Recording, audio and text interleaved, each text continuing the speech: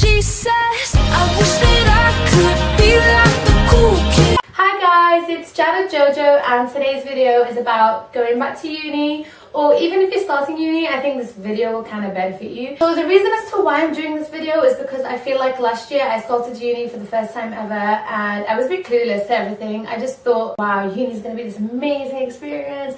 Everybody's always exaggerated about it and, you know, made it seem so amazing. So let's see what it's all about. And I got lost. So the first thing I want to say is make sure you're studying a subject that you want to study or are kind of passionate about, because there's going to be hard parts of the subject, like different modules maybe you'll never do. For example, I did a module of accounting, which, why was I doing maths? I did not put myself forward to this, but you know, you kind of have to do other modules that aren't related to your module, and oh, it's so long, and you know, you just kind of want to do good because it's the subject that you want to get a degree in. Second of all, I think you should definitely go to a university of your choice. Make sure you research the university, the location, and what there is around it, because that's what you're going to be doing. When you're at uni, anything around it, it's where you're going to be going, what you're going to be doing, the things that you're going to be eating, the things you're going to be seeing, the smell, you know, everything has to be really, really nice, and you have to just make sure it's the right subject at the right university. Okay, so another thing which I think is super important is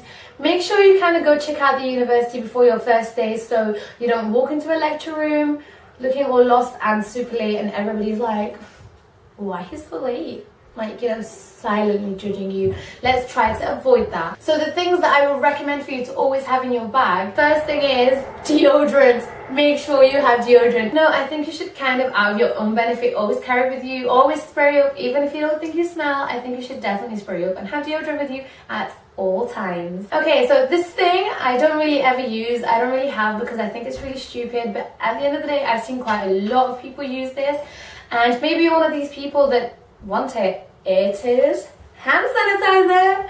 I don't know why people personally use hand sanitizer. I think it's so stupid. You just put it in your hand and it kills 99.9% of your germs, and it still has a little bit of a percentage of germs on your hands, which will just make babies, you know? I don't know what the replicate, that's the word. So I've never really understood that, but I do see a lot of people with hand sanitizers being hand freaks and clean freaks and always hand sanitizing their hands. I mean, it's kind of good, but personally I just don't use it. Okay, so to all people who have phones, aka everybody, you will need your charger at university. And I think the reason why you need your charger mostly is because, well, personally I always have my headphones in, I'm always listening to music, so my phone will constantly almost die. And if you don't have a regular charger, I think you should definitely invest into a portable charger, which I have invested in. It's called a power bank. I mean, I think this one's quite shit, but there's better ones. It's just, the better it is, the more expensive it is, and so on. Another thing I definitely think everybody should carry with them in uni are headphones. I think headphones are such rescue babies, because, you know, you can just have your headphones in and, you know, like just listening to music, and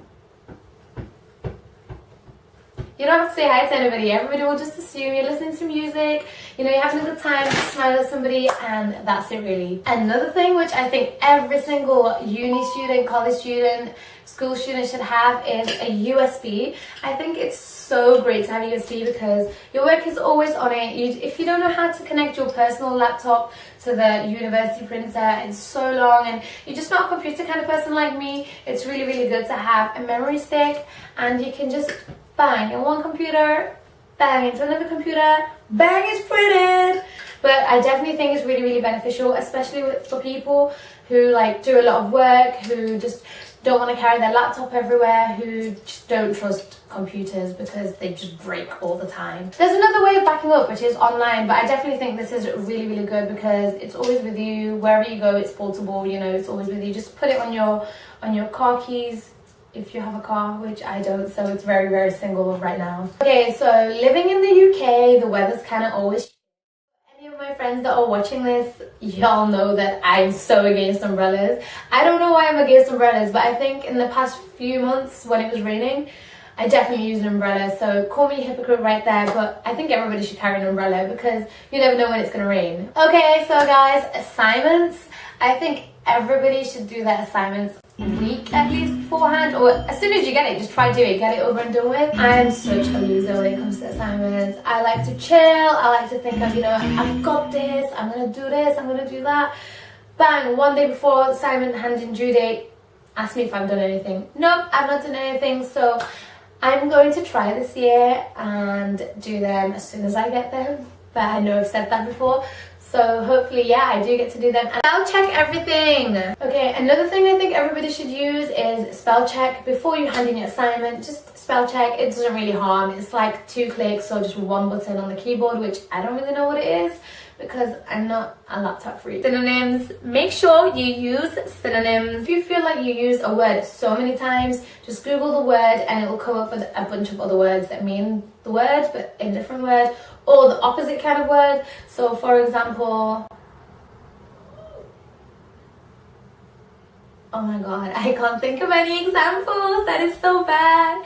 Okay, but anyways, you get the gist. Another thing which I think is so beneficial, which I only just found about it recently, is scholar.google.com, and it's so helpful. It has a bunch of educational resources, so do make sure to check it out. Even if you don't need to use it, just make sure you check it out beforehand because you actually may use it. Always carry painkillers with you because you don't know when you're about to die. The thing is, I love stationery shopping. I love looking all neat and tidy and pretending I'm gonna need lots of felt tips and lots of markers and lots of sticky notes. Even though I don't really need any of them, I still have them. Why?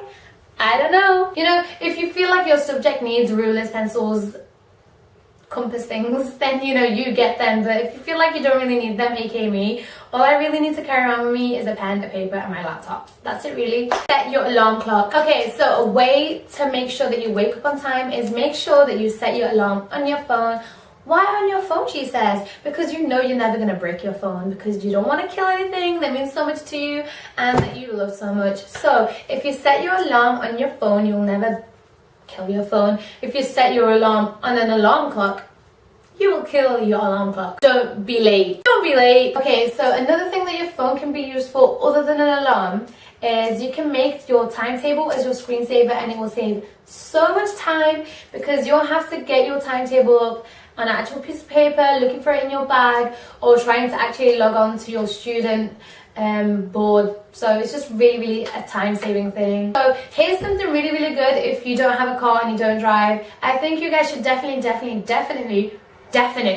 research bus passes in the city that you're studying in. There's always offers, there's always different kind of day savers, monthly bus passes and yearly bus passes that you can make, and it's so much better than making a day rider because it's just really expensive if you're going to get on a bus every single day and make a day rider when you can just make a £200/500 yearly ticket depending on what kind of bus you want to go. So I definitely recommend you to research public transport and the cost for public transport. Be prepared. Okay, so you should definitely get to know the campus. Plan your day. You know that you never really know what goes on in the day. So personally, on Wednesdays, I've got a 9 a.m. start. I've got 9 till 11. I've got a huge gap, and I've got something 5 till 7. And it's just like, bitch, why are you gonna do this to me? Why are you gonna hurt my feelings like this? So whoever made my timetable really needs to reevaluate their life and just tell me why they hate me so much. From a student to a student, I think the best piece of information is something I've actually learned throughout uni.